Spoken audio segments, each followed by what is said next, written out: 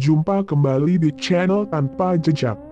Kali ini, Mimin akan membawakan cerita horor Mbak Kunti berambut panjang yang dirindukan Cahyo. Sebuah cerita horor dibagikan seseorang di media sosial Twitter yang menceritakan pertemuannya dengan sosok gaib menyeramkan. Akun Twitter @muhammadcahyo membagikan pengalamannya itu baru-baru ini. Dalam ceritanya, Cahyo, pria yang baru lulus di tahun 2019 itu, digambarkan sebagai remaja yang pantang menyerah untuk menggapai impiannya. Meski tak diterima di jalur SBMPTN 2019, Cahyo terus giat belajar untuk bisa kembali mencoba kesempatan itu di tahun berikutnya. Di sela waktu, Cahyo selalu belajar dan mencari uang untuk mencukupi kehidupannya. Singkat cerita, Cahyo bekerja di sebuah perusahaan yang terdapat di kota Solo. Dirinya bekerja sebagai self-admin di perusahaan tersebut, namun tak berlangsung lama, yakni hanya sekitar 3 bulan saja.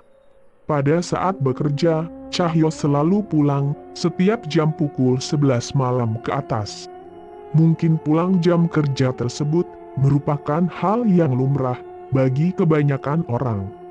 Pada suatu malam, Cahyo terpaksa harus pulang jam 1:30 dini hari. Entah pada malam itu, apa yang membuatnya menjadi takut untuk pulang rumah. Sebab, beberapa kejadian yang dialaminya di kantor pada hari itu sangatlah aneh, mulai dari mual dan pusing luar biasa pun ia rasakan. Pada saat merasakan mual, ia langsung bergegas ke kamar mandi di lantai 1. Entah apa yang ada di dalam pikiran Cahyo, ia seketika langsung mengingat jika hari itu adalah malam Jumat. Malam Jumat memang bagi kebanyakan orang pasti malam yang menyeramkan. Tapi tidak dengannya. Cahyo justru sangat menyukai malam Jumat.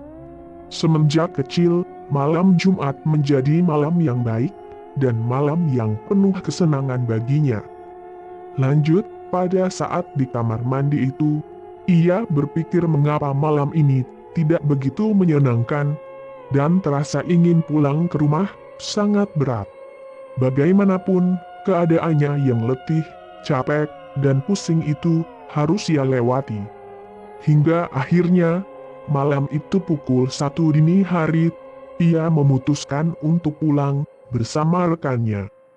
Ia selalu pulang bersama rekannya sampai di pertigaan jalan samping kantor.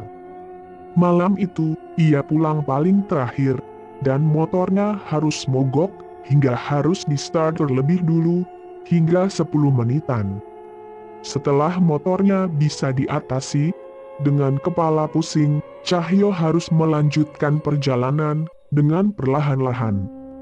Entah Cahyo dalam keadaan sadar atau tidak, sesampainya di jalan X, ia menabrak sebuah mobil dari belakang. Cahyo terjatuh dan seperti ada benda berat yang menimpa tubuhnya dari belakang. Saat melihat ke belakang, ternyata ada Simba yang mirip Kunti yang sedang menatap tajam matanya. Ia tak tahu harus berbuat apa dan hanya bisa terdiam saja. Setelah beberapa detik berpikir, akhirnya ia terbangun dan menghiraukan Simba itu. Tidak ada lecet di bagian badannya, hanya ada rasa seperti keselo di bagian jari tangannya. Soal mobil itu, ia mengecek, hanya ada lecet sedikit saja, dan tak ada seorang pun orang di dalamnya. Apalagi, posisi mobil itu berada di samping jalan depan kebun kosong, dan tidak ada orang satupun di jalan tersebut. Setelah itu, ia menoleh ke belakang, dan ternyata Mbak Kunti itu sudah tidak ada. Dengan rasa bingung, ia pun langsung melanjutkan kembali menyetir motor itu dengan keadaan badan yang sangat berat. Sambil merenungi dengan kecepatan motor 40 km/jam, ia masih memikirkan Mbak Kunti dengan rambut panjang yang menjuntai ke tanah itu. Ia berpikir mengapa ketika ia terjatuh, Mbak Kunti itu juga ikut jatuh di belakangnya. Setelah dipikir, ia baru ingat ternyata Mbak Kunti itu pernah dilihat Cahyo saat 7 hari yang lalu. Sesampainya di rumah, ia langsung cuci muka dan badan, dan masih penasaran dengan Mbak Kunti, apakah dia masih mengikutinya atau tidak.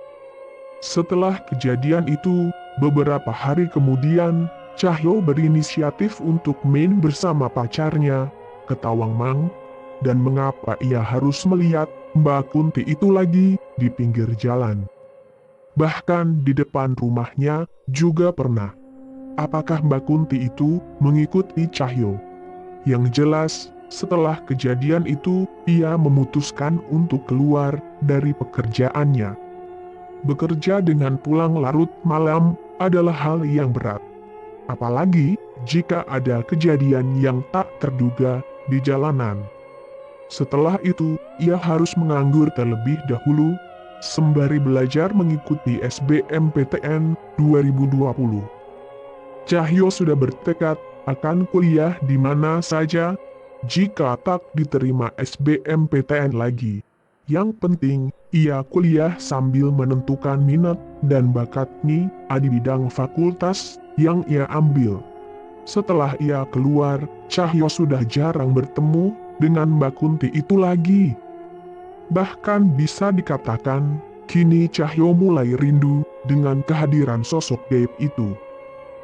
Sekian cerita kali ini.